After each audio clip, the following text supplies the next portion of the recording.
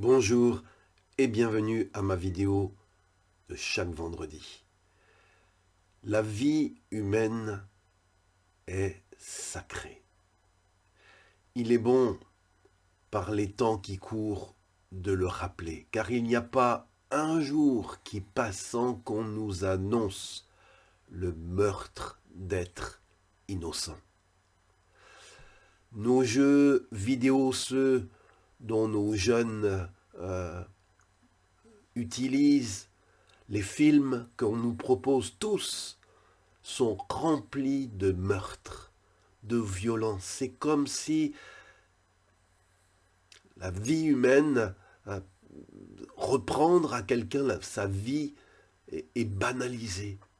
Même ça devient parfois pour certains comme un jeu, comme quelque chose de rigolo à faire. Et il est urgent, il est important de rappeler ce que notre Créateur nous consigne dans sa parole. Dans les 10 commandements qui sont des commandements fondateurs pour la société humaine, il est écrit, on peut le lire dans Exode 20, 13 ou Deutéronome 5, verset 17, « Tu ne tueras point ». Il n'y a pas de discussion possible. Dieu ne veut pas qu'on ôte la vie à quelqu'un d'innocent. Et Jésus a repris et validé ce commandement qu'on trouve dans les 10 commandements, et même il l'a étendu à tout ce qui tue, et qui n'est pas peut-être physique, mais comme des paroles, des insultes, des attitudes, tout ce qui cause la mort de mon prochain, mort physique, mort intérieure. Et dans le livre de l'Exode, au chapitre 23, au verset 7, il y est écrit « Tu ne feras pas mourir l'innocent et le juste, car je ne déclarerai pas juste le coupable. » C'est criminel, aux yeux de Dieu, d'ôter la vie à un être innocent, et ce depuis la conception jusqu'à sa mort. Tu ne feras pas mourir l'innocent. Et Dieu dit qu'il ne déclarera pas juste le coupable. Tu peux peut-être essayer de te donner de bonnes raisons. Les sociétés humaines peuvent essayer de se donner de bonnes raisons. Mais aux yeux de Dieu, aux yeux de la Bible, quand on ôte la vie à un être innocent, Dieu jamais ne considère cela comme juste, comme acceptable. Et au contraire, Dieu juge cet acte comme un acte coupable. On est coupable devant Dieu quand on supprime une vie humaine. Et dans Proverbes chapitre 6, verset 17, les Proverbes, c'est un livre de sagesse que l'on trouve dans la Bible, il y est dit qu'il y a 6 choses que le Seigneur déteste et ne supporte absolument pas. Et parmi ces choses, il est dit qu'une d'entre elles, c'est les mains qui font couler le sang innocent. Le Seigneur déteste, le Seigneur ne supporte absolument pas les mains qui font couler le sang innocent. Et aujourd'hui, il y a beaucoup de sang innocent qui coule. Il y a sur les mains de nos sociétés beaucoup de sang innocent versé.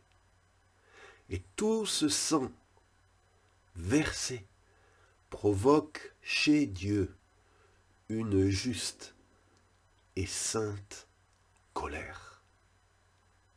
On voudrait voir la faveur de Dieu. On voudrait voir la provision de Dieu. Mais Dieu ne supporte absolument pas ce qu'il voit et qui se perpétue. aujourd'hui.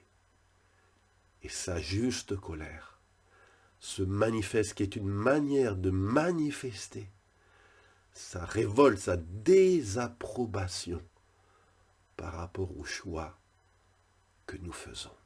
Alors, dans cette vidéo ce matin, je voudrais m'adresser à notre Créateur et vraiment reconnaître et m'humilier pour toutes les vies innocentes supprimées chaque minute qui passe. Il n'y a pas une seule, chaque minute, il y a des dizaines, des centaines, voire des milliers de vies innocentes qui vont être ôtées.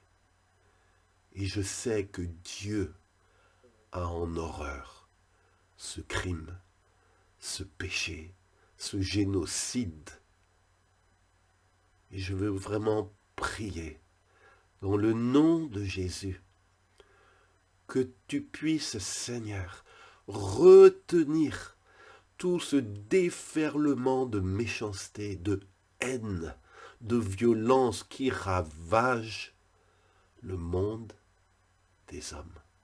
Je prie, Seigneur, que tu ramènes, Seigneur, à la conscience de nos dirigeants, à la conscience, Seigneur, des législateurs, à la conscience, Seigneur, des dirigeants de ce monde, que la vie humaine est sacrée et que Dieu ne tiendra pas pour innocent celui qui porte atteinte ou à la nation qui porte atteinte. Oh, que Seigneur, ta crainte revienne.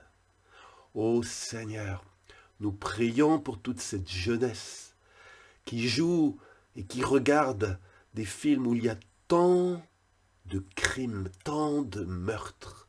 Et tu vois que parfois, Seigneur, c'est comme les gens influencés, Seigneur, ne font plus la différence entre le virtuel et le réel. Et on voit des actes qui nous révoltent dans les actualités, Seigneur, où des gens comme pètent un plomb et vont se mettre à massacrer, à fusiller, à poignarder, à décapiter, à tuer, à bombarder des gens qui sont innocents. Oh, donne-leur, Seigneur, de réaliser la cruauté, l'injustice, l'horreur de ce qu'ils font.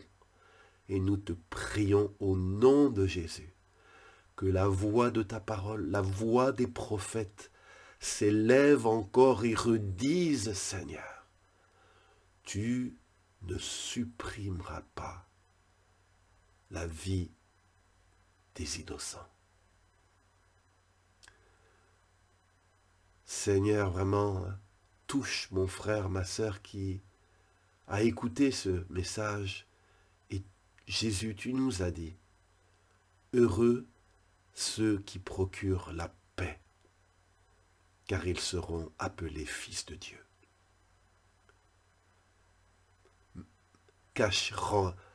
Range les armes que tu veux utiliser pour détruire, que ce soit ta langue, ton attitude.